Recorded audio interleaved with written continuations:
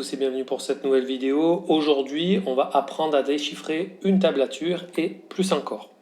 C'est parti. Donc voici une notation standard qu'on peut retrouver à la guitare partout. Lorsque je dis partout, j'entends dans toutes les langues. Donc sur la ligne du bas, on a les fameuses tablatures que vous connaissez peut-être. Et en haut, le solfège. Alors, je vais essayer de démystifier tout de suite. Le solfège n'est pas réservé à une élite.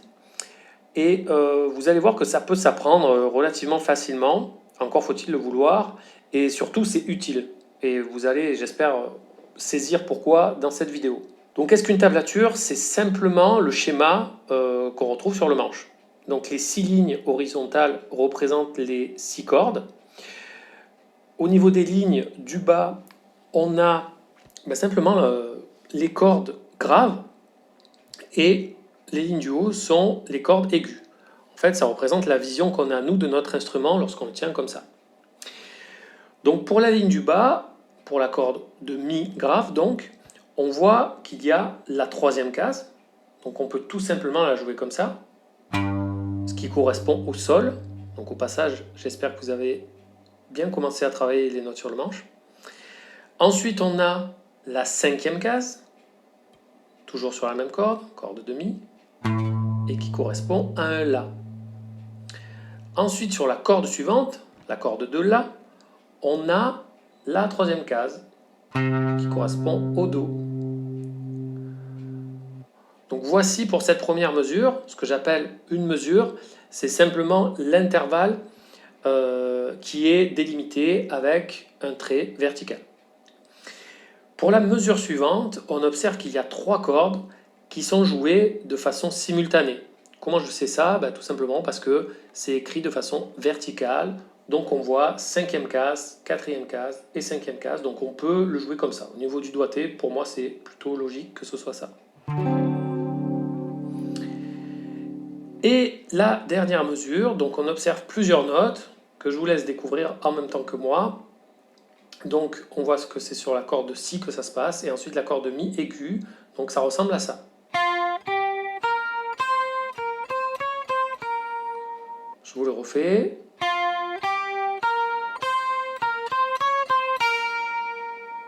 Lorsqu'on va déchiffrer une tablature, ce que l'on recherche, c'est les doigtés les plus pratiques.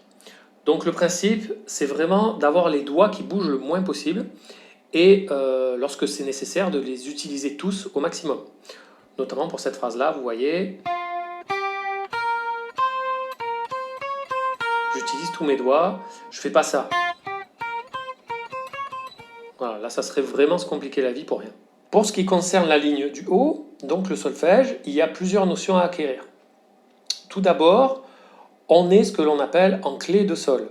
C'est la clé qui nous permet d'obtenir la partition propre à la guitare. C'est vraiment une tessiture de notes particulière dont on parlera plus tard, qui correspond à une rangée de notes au milieu des octaves qu'on a traditionnellement dans l'ensemble des instruments. Ensuite, on sait qu'on est dans une mesure qui représente 4 temps.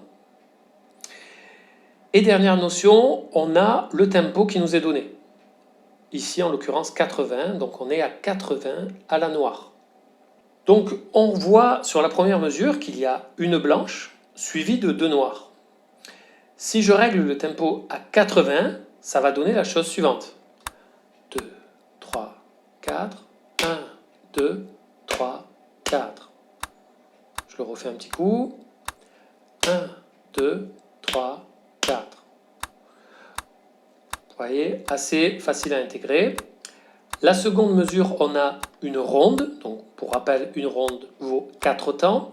Et donc, je vais simplement jouer sur le premier temps. 1, 2, 3, 4. 1, 2, 3, 4. Rien de très compliqué. Pour la dernière mesure, ça se corse un petit peu. On a des croches suivies d'une double croche et d'une noire. 2, 3, 4. 1, 2, 3, 4. Je vous le refais. 3, 4.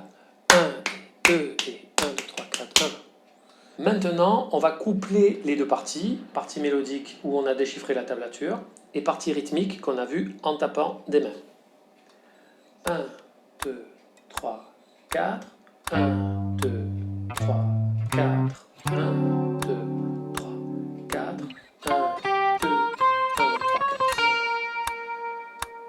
On refait.